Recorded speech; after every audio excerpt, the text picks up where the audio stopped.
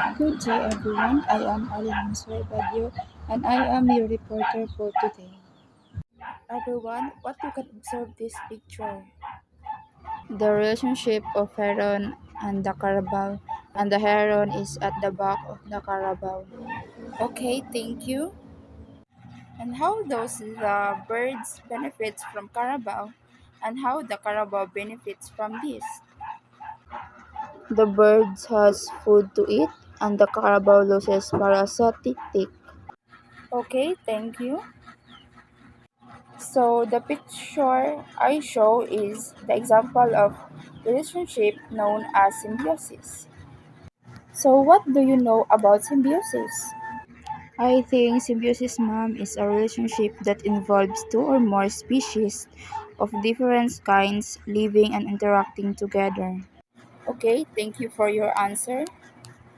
What other organisms have these kinds of relationship? The ox pickers and the zebra. So these are the organisms that have these kinds of relationship. First, the ox picker and the zebra. Second, the clownfish and the sea anemones. Third is the gubbyfish and the shrimp. Okay, everyone, I give you 2 minutes to answer these activities. So let's answer. So how the butterfly and gumamela interact? The butterfly feeds on nectar from gumamela flower. And also, what is the effect of interaction? The butterfly gets foods and the gumamela gets pollinated. Okay, thank you. So we proceed to the second organism. So how the orchids and tree interact? The orchids grows on the tree for support. And what is the effect of interaction between the orchids and the tree? The orchids benefits by getting sunlight and support, and the tree is neither harm or help. Okay, thank you. How the caterpillar and leaves interact? The caterpillar eats the leaf.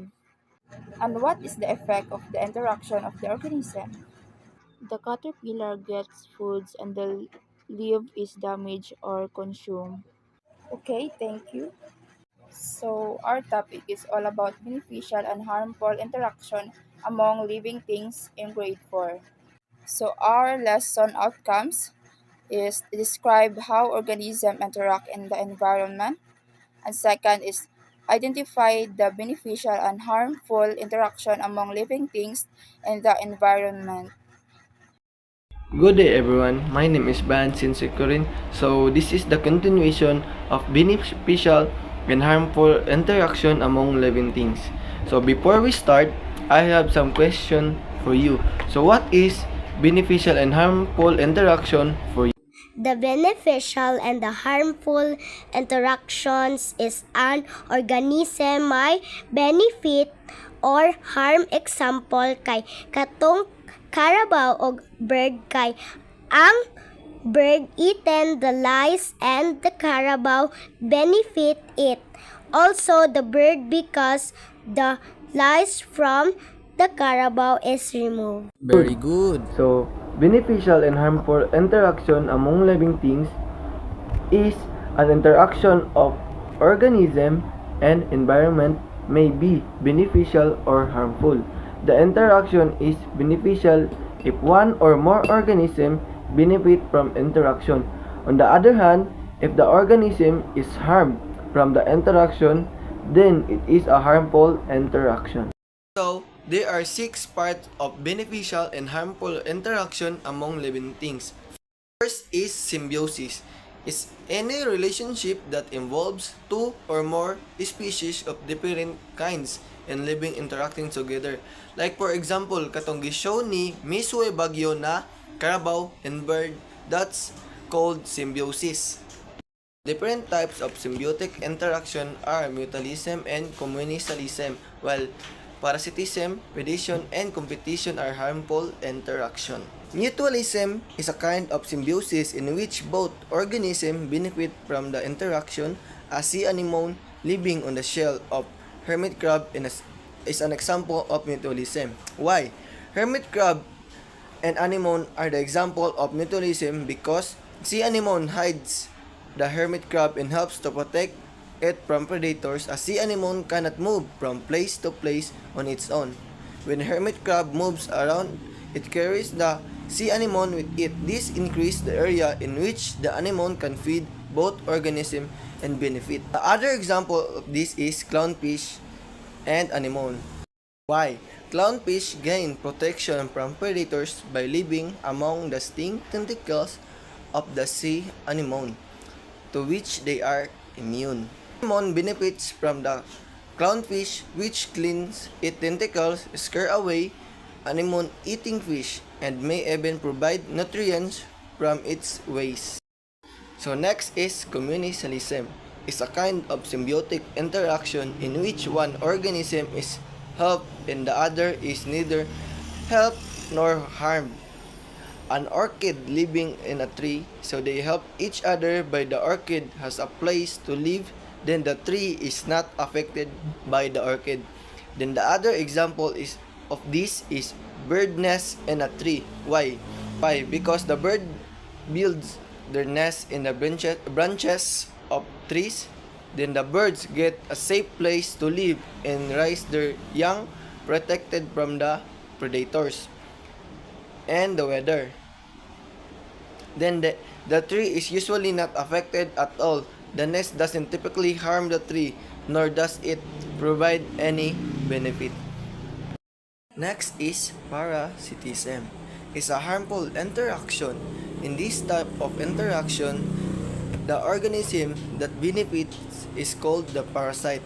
The organism that is harmed is called the host.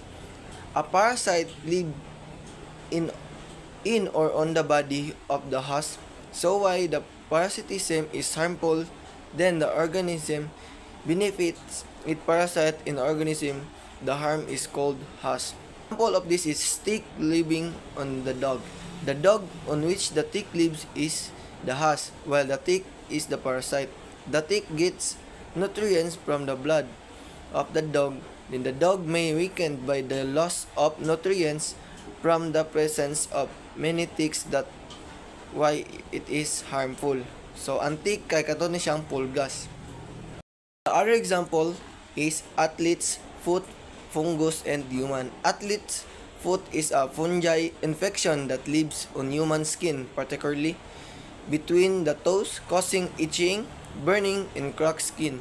The fungus benefits by obtaining nutrients from the skin, while the human host experience discomfort and potential skin damage.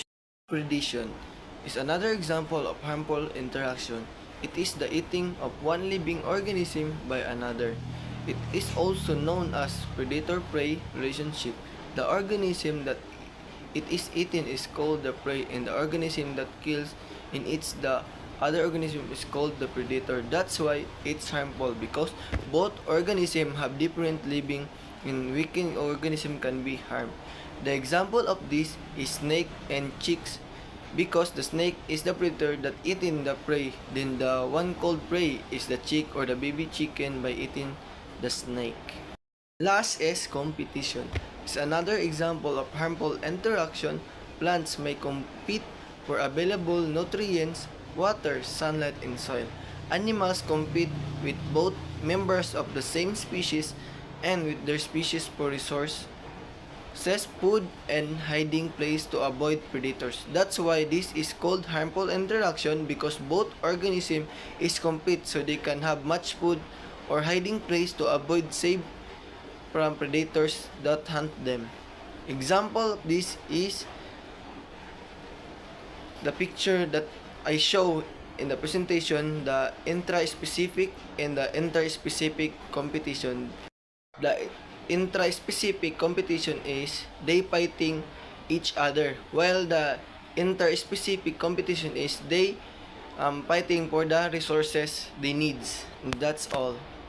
If you listen to our discussion, the fish in corals are the beneficial or harmful?